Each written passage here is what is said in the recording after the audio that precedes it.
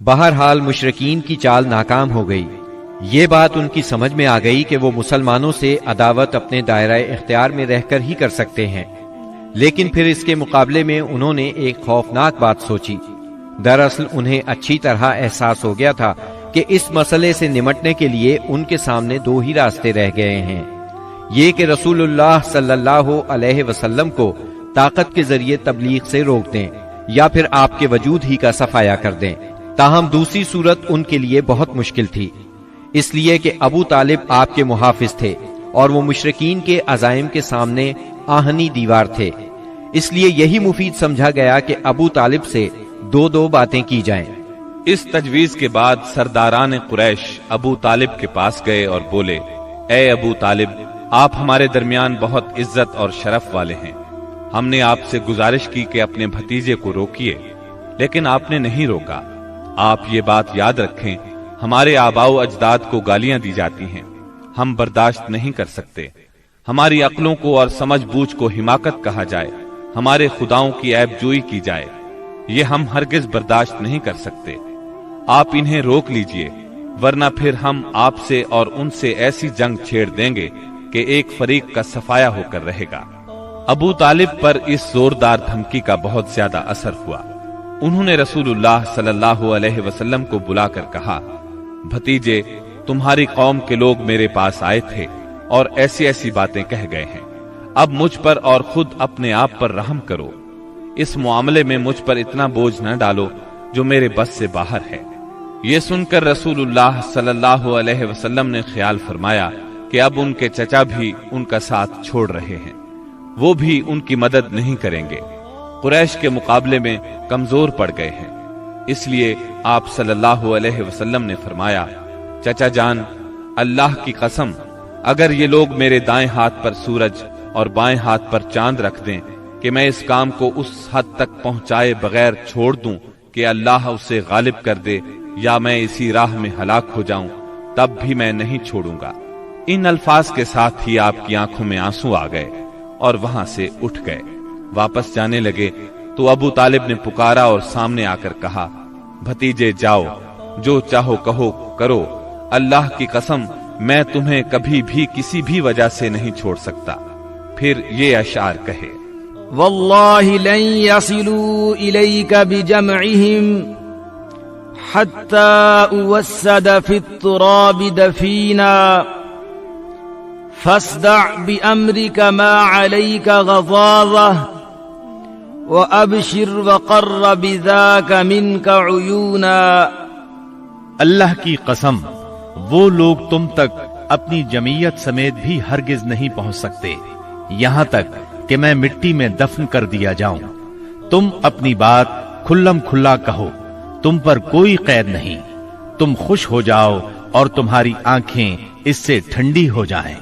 سابقہ دھمکی کے باوجود جب قریش نے دیکھا کہ رسول اللہ صلی اللہ علیہ وسلم اپنا کام کیے جا رہے ہیں تو وہ جان گئے کہ ابو طالب رسول اللہ صلی اللہ علیہ وسلم کو نہیں چھوڑ سکتے، بلکہ اس بارے میں قریش سے جدا ہونے اور ان سے دشمنی مول لینے تک کو تیار ہیں۔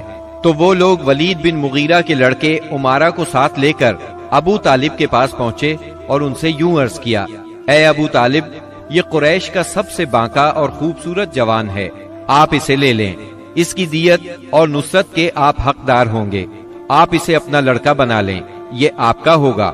آپ اپنے بھتیجے کو ہمارے حوالے کر دیں، اس بھتیجے کو جس نے آپ کے آباء و اجداد کے دین کی مخالفت کی ہے، آپ کی قوم کا شیرازہ منتشر کر رکھا ہے اور ان کی عقلوں کو حماقت سے دوچار بتلایا ہے، ہم اسے قتل کریں گے، بس یہ ایک آدمی کے بدلے میں ایک آدمی کا حساب ہے۔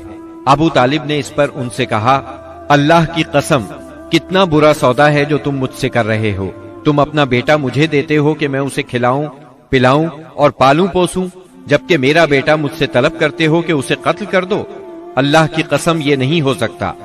اس پر نوفل بن عبد مناف کا پوتا متم بن عدی بولا، اللہ کی قسم، اے ابو طالب، تم سے تمہاری قوم نے انصاف کی بات کہی ہے اور جو صورت تمہیں ناگوار ہے اس سے بچنے کی کوشش کی ہے، لیکن میں دیکھتا ہوں کہ تم ان کے سلسلے میں کسی بات کو قبول نہیں کرنا چاہتے۔ اس کی بات کے جواب میں ابو طالب نے کہا، اللہ کی قسم تم لوگوں نے میرے ساتھ انصاف کی بات نہیں کی، بلکہ تم بھی میرا ساتھ چھوڑ کر میرے مخالف لوگوں کی مدد پر تلے بیٹھے ہو۔ اگر یہی بات ہے تو ٹھیک ہے، جو چاہو کرو۔ اس گفتگو کی ناکامی کے بعد قریش کا ظلم و ستم حد سے بڑھ گیا۔ تکالیف دینے کا سلسلہ پہلے سے کئی گنا زیادہ اور سخت تر ہو گیا۔ انہی دنوں قریش کے سرکشوں کے دماغوں میں نبی صلی اللہ علیہ وسلم کے خاتمے کی ایک تجویز ابھری، لیکن یہ تجویز بھی ان کے خلاف گئی۔ اس تجویز کی بنا پر مکے کے دو نامور اور سرفروش یعنی سیدنا حمزہ اور سیدنا عمر بن خطاب رضی اللہ عنہما اسلام لائے اور ان کے ذریعے سے اسلام کو خوب طاقت ملی۔ ظلم و ستم کے طویل ترین سلسلے کے صرف ایک دو نمونے آپ کو سنائے جاتے ہیں۔ ایک روز ابو لہب کا بیٹا عتیبہ رسول اللہ صلی اللہ علیہ وسلم کے پاس آیا اور بولا، میں والنجم اذا ہوا اور ثم دنا فتدلی کا انکار کرتا ہوں، یعنی اس نے قرآن کی ان آیات کے بارے میں کہا کہ میں ان کا انکار کرتا ہوں۔ پھر آپ پر حملہ آور ہوا، آپ کا کرتا پھاڑ ڈالا، آپ کے چہرہ مبارک پر تھوکنے کی کوشش کی، لیکن اس کا تھوک آپ کے چہرہ مبارک تک نہ آ سکا۔ اس موقع پر نبی کریم صلی اللہ علیہ وسلم نے اس کے حق میں یوں بد دعا فرمائی، اے اللہ اپنے کتوں میں سے کوئی کتا اس پر مسلط کر دے۔ رسول اللہ صلی اللہ علیہ وسلم کی یہ بد دعا قبول ہوئی، اور وہ اس طرح کہ ایک مرتبہ عتیبہ قریش کے کچھ لوگوں کے ساتھ سفر پر گیا۔ قافلے نے ملک شام کے مقام زرقاء میں پڑاؤ ڈالا تو رات کے وقت ایک شیر قافلے کے نزدیک آیا۔ اس نے پورے قافلے کے گرد چکر لگایا۔ عتیبہ نے اس شیر کو دیکھا تو بولا، ہائے میری تباہی، اللہ کی قسم یہ مجھے کھا جائے گا۔ محمد نے مجھے بد دعا دی تھی، دیکھو میں شام میں ہوں، اس نے مکے میں رہتے ہوئے مجھے مار ڈالا۔ اس وقت تو شیر چلا گیا۔ لوگوں نے عتیبہ کو دلاسا دیا کہ فکر کرنے کی کوئی بات نہیں۔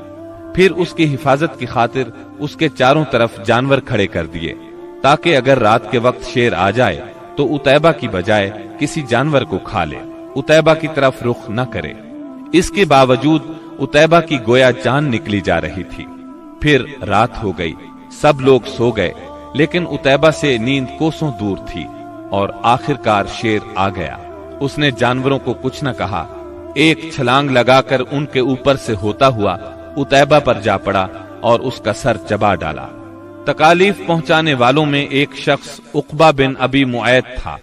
اس نے ایک روز حالت سجدہ میں نبی صلی اللہ علیہ وسلم کی گردن اس زور سے دبائی کہ معلوم ہوتا تھا آپ کی آنکھیں باہر نکل آئیں گی۔ سیدنا امیر حمزہ رضی اللہ عنہ رشتے میں آپ کے چچا تھے، مگر عمر میں آپ سے 2-3 سال ہی بڑے تھے۔ آپ دونوں نے چونکہ سویبہ کا دودھ پیا تھا، اس لیے رضائی بھائی بھی تھے۔ سیدنا حمزہ رضی اللہ عنہ کو شکار کھیلنے اور سپاہ گری کا بہت شوق تھا۔ منہ اندھیرے تیر کمان لے کر شکار کے لیے نکل جاتے اور پورا دن اسی شوق میں گزار دیتے۔ شام کو واپس آتے تو پہلے حرم میں جاتے، طواف کرتے۔ قریش کے رئیس حرم میں اکثر اپنی الگ الگ مجلس جما کر بیٹھتے تھے۔ سیدنا حمزہ کی ان سب سے اچھی دوستی تھی، اس لیے سب لوگ ان کی بہت قدر کرتے تھے۔ ایک روز نبی اکرم صلی اللہ علیہ وسلم کوہ صفا پر بیٹھے تھے، اتنے میں ابو جہل آیا اور آپ کو دیکھتے ہی آگ بگولا ہو گیا۔ آپ کو گالیاں دینے لگا، آپ خاموش رہے۔ اس خاموشی سے اس کا پارا اور چڑھ گیا۔ اس نے ایک پتھر اٹھایا اور آپ کے سر پر دے مارا۔ آپ کا سر زخمی ہو گیا، خون بہنے لگا۔ شام کو سیدنا حمزہ رضی اللہ عنہ شکار سے لوٹے تو عبداللہ بن جدعان کی لونڈی نے بتایا کہ آج آپ کے بھتیجے محمد کو ابو جہل نے سخت تکلیف پہنچائی ہے، آپ زخمی ہو گئے ہیں۔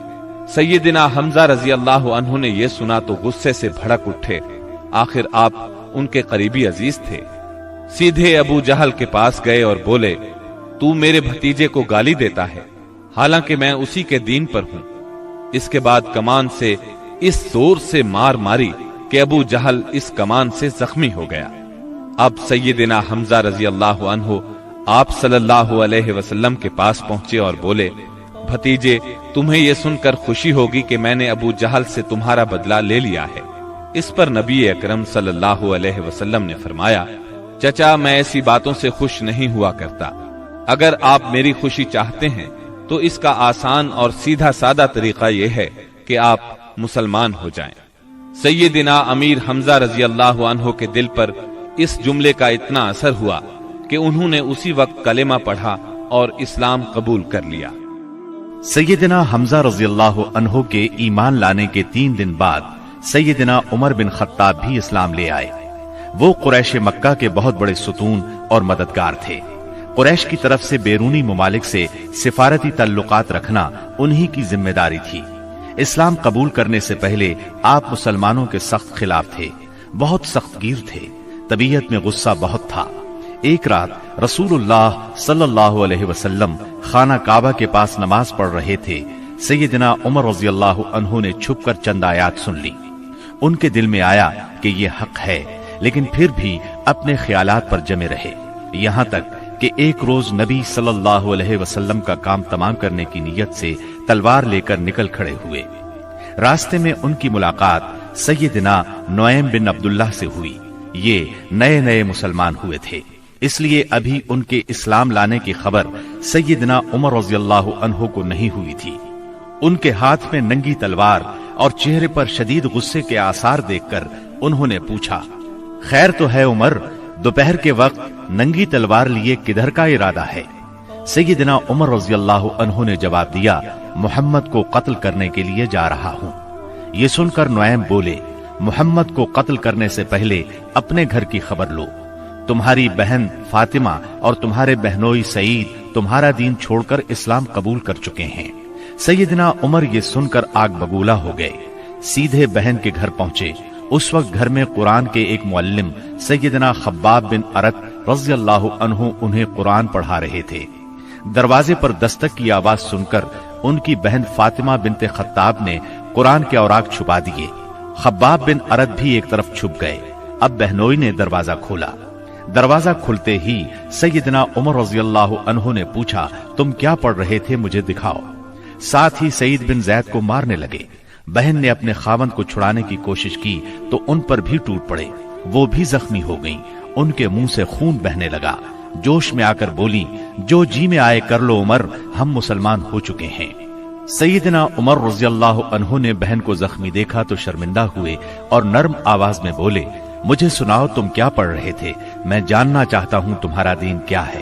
انہیں نرم پڑھتے دیکھ کر سیدنا خباب بن ارت بھی کونے سے نکل کر سامنے آ گئے۔ قرآن کے اوراق پر سورہ طٰہٰ کی چند آیات تھیں۔ سیدنا عمر رضی اللہ عنہ نے ان کو پڑھا تو کایا پلٹ گئی اور بولے، یہ تو بہت عمدہ چیز ہے، بتاؤ مسلمان کس طرح ہوتے ہیں۔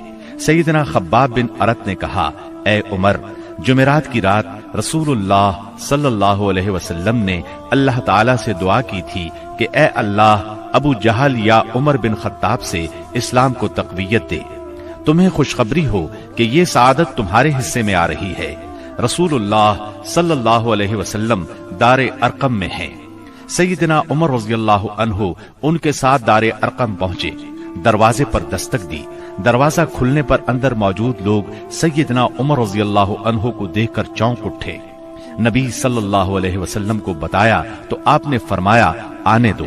سیدنا عمر رضی اللہ عنہ اندر داخل ہوئے۔ آپ صلی اللہ علیہ وسلم نے ان کا کرتا پکڑ کر کھینچا اور فرمایا، عمر، کس ارادے سے آئے ہو؟ سیدنا عمر رضی اللہ عنہ نے فوراً کلمہ پڑھا، اشہد اللہ الہ الا اللہ وانک رسول اللہ، میں گواہی دیتا ہوں کہ یقیناً اللہ کے سوا کوئی لائق عبادت نہیں اور یقیناً آپ اللہ کے رسول ہیں۔ یہ اس قدر اچانک اور اس قدر غیر متوقع تھا کہ وہاں موجود تمام صحابہ بے ساختہ پکار اٹھے، اللہ اکبر۔ دار ارقم گونج اٹھا۔ سیدنا عمر رضی اللہ عنہ کا ایمان لے آنا کوئی معمولی واقعہ نہیں تھا۔ مسلمانوں میں خوشی کی لہر دوڑ گئی۔ دوسری طرف قریش اپنی تدابیر میں مصروف تھے۔